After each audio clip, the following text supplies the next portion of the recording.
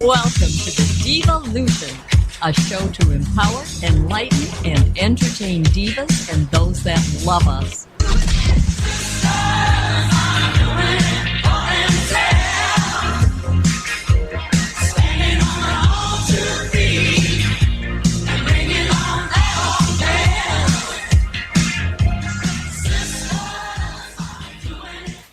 Hey, Kai. Hey, Deb. Welcome to the Divalution show. It's your first time on the show, isn't it? It is. Thanks you for inviting me. You're welcome. Keep talking for a minute. I'll be happy to do that. It's shutting me up is the problem. Good, right. You're right. I'll just go like this. Cut? Yeah, that's what I have to do to Sandy. Okay. Isn't it? I do. Juliana forgot to toast. Oh. Give me your glass. Do it in front of your mic. That's how we usually open the show, with a toast. So here we are, mid-October already, and what a beautiful day we had, wasn't it? It was great. I played golf. You again? I did. I bet you didn't play yesterday, did you? No, not yesterday. But today it was so nice. This is actually my favorite kind of weather because you can wear shorts and a sweatshirt and flip-flops still. That's true. It makes me sad when I have to turn in the flip-flops for the year. And you can change during the day. Yes, you can. It's kind of like how it was living in California. Yeah. Mm-hmm. Yeah. So I really like it. So welcome to the Divalution show. Before we get started in our conversation, I would like to say get well to Beth Chorba, who owns Base Camp Fitness and is one of our dear friends. She had surgery this morning. And so we're thinking about you and hoping that you have a very speedy recovery on your shoulder. She had shoulder surgery. Say that 3 times fast. Shoulder surgery. Shoulder. It's kind of like a Sean Connery thing. Shoulder surgery. Okay. And do you know what today is? Today is 17/17. It's also Pasta Day. Pasta Day? Yes. And in honor of Pasta Day, we are drinking Viziato, which means the spoiled one. It's an Italian wine from Vino Wine Warehouse. So thank you, Greg, for the vino. The spoiled one? The spoiled one. I've been described that way at times. I think that's going to be your new nickname. Viziato. Here comes Viziato. Mm-hmm. Everybody run. Scatter. Viziato's coming. Okay, I can. How about you? Can you live with that? I can. I have to play peekaboo with you here. I like that. It's kind of weird, though. Yeah. Okay. So today we're going to be talking about creating your best life. Mm-hmm. And first, before we start that, I would like to talk about you a little bit. Okay. First of all, let's talk about what you do. Well, right now I'm teaching part-time for Central Michigan University in the communications department. I'm semi-retired, and I am a grandpa. That pretty much fills it in. How much of a grandpa are you? I have one 4.5-year-old who is turning 8 soon. Boy or girl? Yeah, she's a girl. And what's her name? Ashlyn. Ashlyn. Ashlyn Rose. Oh, that's beautiful. Mm-hmm. My granddaughter's name is Avery Lynn. Ooh. Mm-hmm. Both the mom and dad's mom's middle name was Lynn. Wow. Yeah, so that was kind of cool. Mm-hmm. It's fun. That's a fun job to have. Yes. I also have a bunch of other ones. Well, see, it's Ashlyn. Oh. L-Y-N-N-E. See, there you Ashlyn. go. That's a good name. Right. Yeah. Lynn. Lynn's are wild. Mm-hmm. That's right, isn't it? Let's face it. Okay, so what do you teach? I teach primarily communications classes, mostly public speaking at this stage. It's a required course on campus, so the regional centers around Michigan offer that for students to be able to get the credit toward their graduation, and usually those classes fill up pretty fast. Ah, good. So that must be fun, huh? It can be. It is. It is. We try to make it as fun as we can. It is public speaking, after all. So which I always thought was fun. Some people just detest it, though. Correct. Yeah. Especially undergraduates who are not excited about having to take it to begin with. Good point. Yeah, but is it mandatory? Do they have to take it? It is if they want to graduate. See, that's good. I think that's good because that's a skill that everybody should have. I agree. Especially if they're going to be on the radio. Right, especially if they're going to be on the radio or in front of anybody. I mean, look at everybody gives presentations now. That's true. It's true.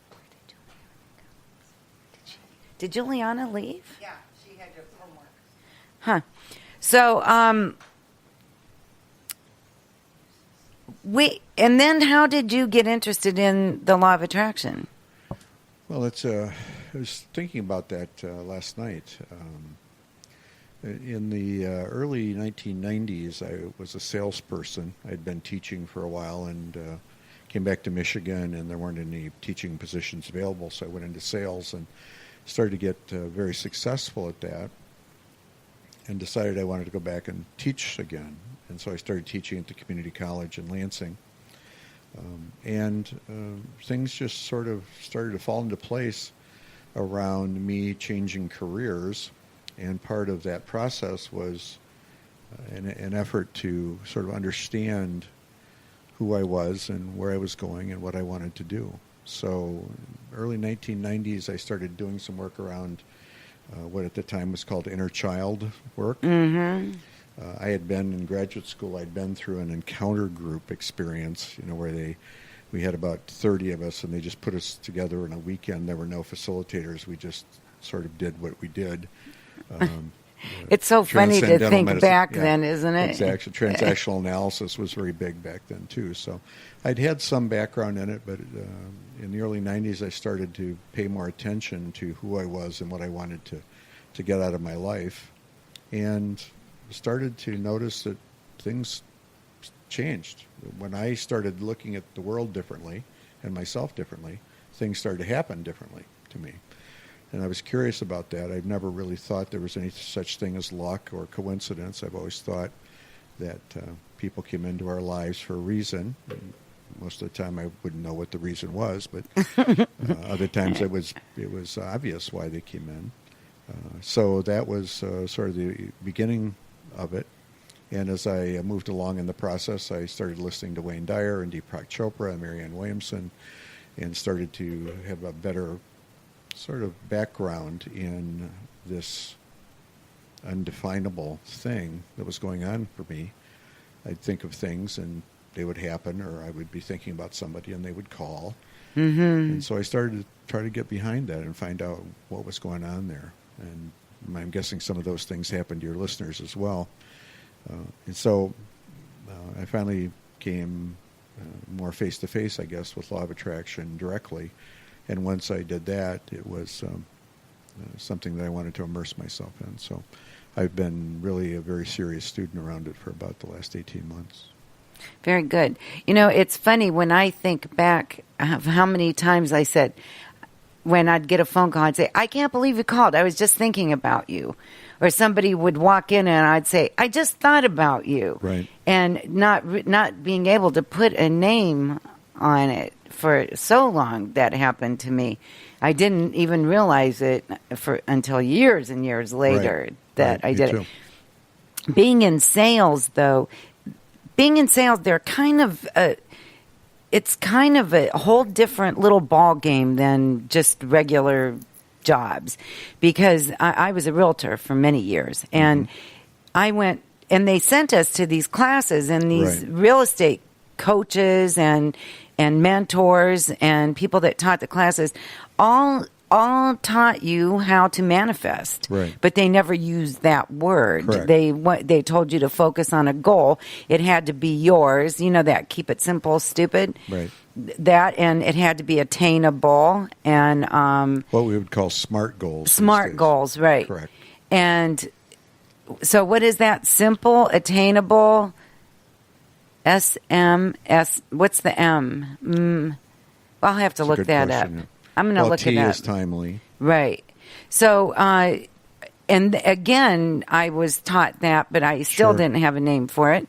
And we had to cut out something out of a magazine that we wanted. And mine was a new Correct. car. Right. And so I posted it all over my house. Yeah. I had it on my keychain and one of those letter protectors. Right.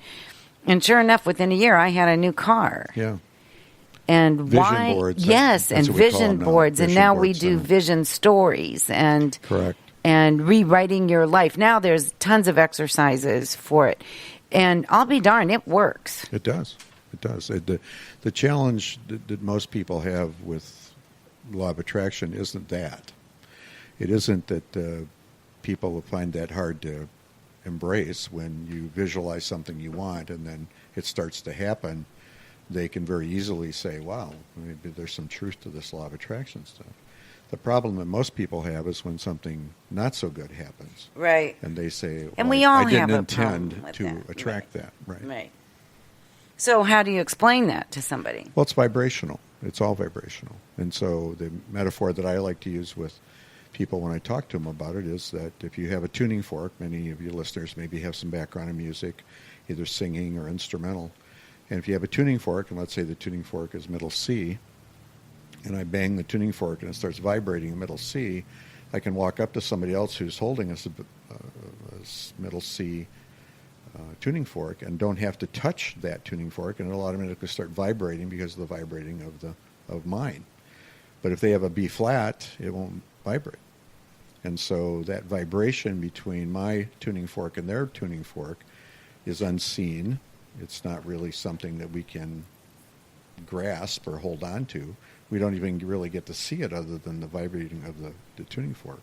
We hear it, but it's happening. And so that's the way it happens with law of attraction. When I'm vibrating at a frequency, I will have more success interacting with objects and people who have those same vibrations. If my vibration is low, I'm going to attract people whose vibration is low, and if vibration is high, I'm going to attract vibrations that are high. It doesn't necessarily mean good or bad, right or wrong. Right. It's just that that's where my vibration is. And so if I'm down, I'm not really happy. Maybe if I'm in sales, I lost a big sale, or they didn't pay, and they charged me back, or whatever the case might be. And I could say, well, I certainly didn't set out to attract somebody who wasn't going to pay, or I was going to have to refund the commission that I got, or whatever the case might be. No, it doesn't necessarily work one-to-one like that. It works that I'm in a place where I'm feeling whatever it is I'm feeling, and I'm attracting those vibrations. Right. Right. So And if I've got that's problems at home, if I've got problems in my relationship, if I've got problems with my kids, if my car's on the fritz, if I don't know how I'm going to get to work. it just keeps getting worse and worse. Exactly. And that's absolutely correct. And did you ever know of a couple that were very, very negative and just fed off of that negativity? Oh my gosh, that when I am with people like that, and from being in sales, you're Sure. around those kind of people all the Sure. time. When you come out, you just want to go have a shower. When you're finished talking with them, it's like, so you just want to wash that right out of your hair. You know that commercial? Yep. I want to wash that man right out of my hair. Well, it's just horrible. And so when you're around people like that, it's a challenge to keep your vibration high, but you have to. You have to. Well, yes, you do. And that's one of the things that as you get more involved in learning about the law of attraction, you begin to understand that it's all about your own focus. And if I let somebody else drag me out of my positive vibration, then I'm going to start having a negative vibration. So you were talking about somebody who brings you down. And typically what happens in that situation is, let's say you're in sales, and your sales manager is, you just aren't getting enough leads, you're just not getting enough sales, you're just not closing. So he just convinced you. And so now I'm thinking, geez, I'm not getting enough sales, I'm not getting enough closings. And so what I attract is not enough sales and not enough closings. Right.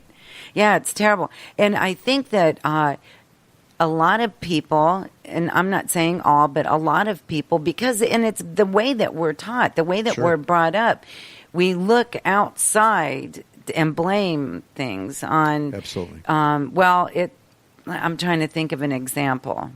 Well, it was the way that I was brought up. So I'll never have money. Nobody in my family